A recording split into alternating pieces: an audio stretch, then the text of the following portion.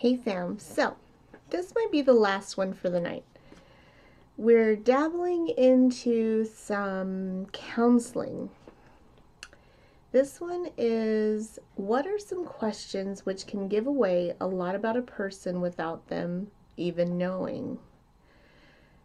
And this person has been a counselor for decades and says that they're still learning, and I like that. When a person says they're still learning, that's a sign of intelligence because you really don't know everything. We're always learning. And it says, I'll share a 5 of hundreds I commonly use. I'll share a 5 of hundreds. That's what it says. Following each question, I'll tell you what I am considering as I listen to their answer. How is your day going so far? If their answer is curt or succinct, meaning short, I may look forward to some passive aggressiveness on their part as I try to get more information out. If their answer is particularly loquacious and detailed, meaning long and gregarious or overly verbose, I may have to work on keeping the conversation on track. I wonder who's like that. I might... Good Lord, scared me.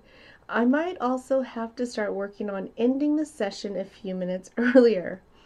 I also pay attention to what they talk about, whether in a positive or negative manner, because it can tell me what's important to them. Out of all the things that happened to them during that day, that was what they chose to discuss. It probably tells me something about them. 2. Where is your family from? Knowledge of the region gives me insight into much of the way they tend to think. For instance, people from North Central Plains tend to be more friendly, conventional, traditional in their values and more focused on family. They tend to feel maintaining the status quo is more important. They are more likely to be Protestant, but to vote Democrat.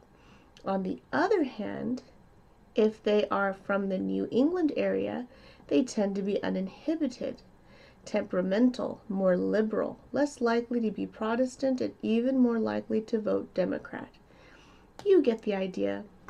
Also, knowing if they are urban or rural, from a big town or a small town, etc., also gives me insight. Are you from a big or small family? Gives me some sense of how they'll work in a team. Knowing their position in the family also can tell me how they will tend to react or to solve or create problems. That is true. They're not giving you any examples, but I have read that the oldest tends to be the more responsible. Not always, but the oldest tends to be the more responsible.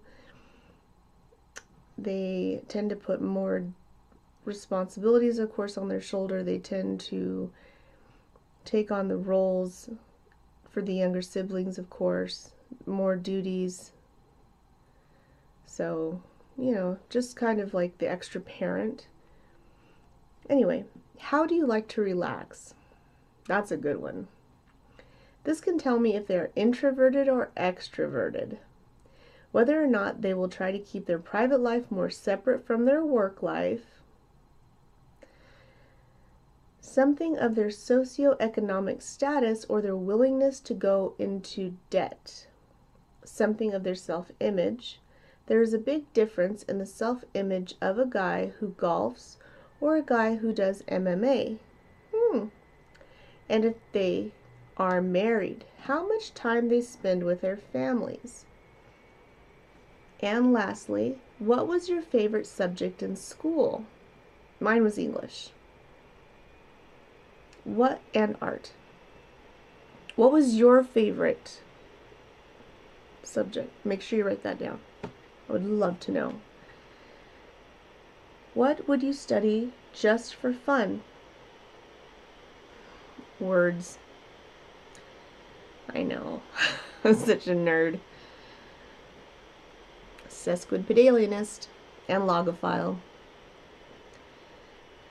This can tell me something of their interests, passions, skill sets, and approach to problem solving. I am not a math fan. A math person will solve problems very differently from a person who's favored shop class. I do like tools. Not necessarily better, just differently. The key is to not just listen to gather data or to check a box, but in order to understand the person. You can't put a person in a box, though, because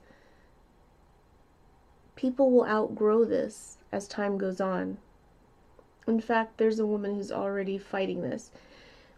This woman is saying, I take exceptions to number 1, 2, and 3. I answered each one before I read the content, and you wouldn't get the correct idea about me from my responses.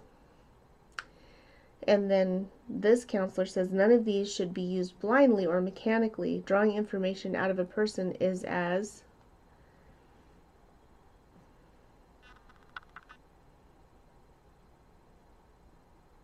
much art as it is science. As soon as I asked 1 or 2 of these questions and realized that the person's thought processes were different from my expectations, I would shift to another line of approach.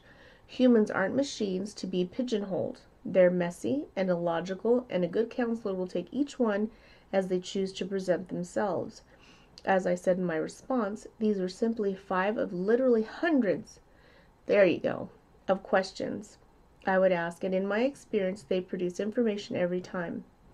Even the fact that your answers were different from the norm would tell me something about you.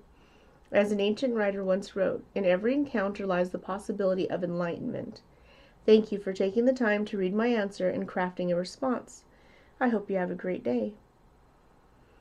Nice response. So would you like to tell me what you may have gleaned from the response I gave? You're interested in your own mind, and you like to try to control it. You wrestle with your own mind in a positive sense and try to tame it. You're interested in reading people and have likely read a good bit about it. You're willing to share your read on other people, but like most of us, don't want to feel that you can be predicted. Obviously, this is not going to go much further than fortune cookie banalities.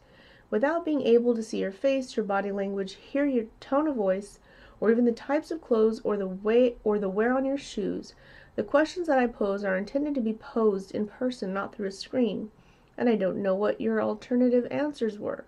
You haven't shared that with me. All I have is the fact that you responded to me and stated that in your opinion your answers would not have been helpful. That's the thing I struggle with in regards to all this internet communication. We seem to think that we are communicating, and we are on a superficial level. But there is so much more to face-to-face. So much more to face-to-face. Human contact, and the more that we retreat behind our glowing screens and only reach out via the digital highway. Lost my place. The less that we are going to truly understand and love each other. Take, for instance, your initial response. I take exception. Can have a strong negative connotation that I chose to ignore. I don't know what your tone of voice would be had you said that to me. I can't see the set of your shoulders or the tilt of your chin, yet many will jump to those emotional conclusions based on zero evidence, and this lends to a society that is less and less emotionally connected. Sorry. Thus endeth the rant. I love it. You didn't rant. I take exception. I don't agree with. No, I take exception fits. I feel that I am the exception to your theory, I guess is what I meant. Your theory may be fine per se, but I don't feel I fit in those 3 questions. Okay. Thanks for your assessment, Kevin. We do need to be assessed in person to see the whole picture. You were kind. I think this person just really needs a lot of attention. Anyway, what did you guys think about that?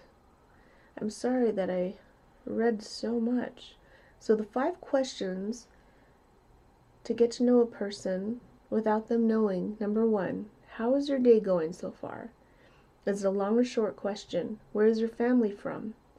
Is it rural or is it city? Are you from a big or small family? their position in that family tends to let you know their role in life.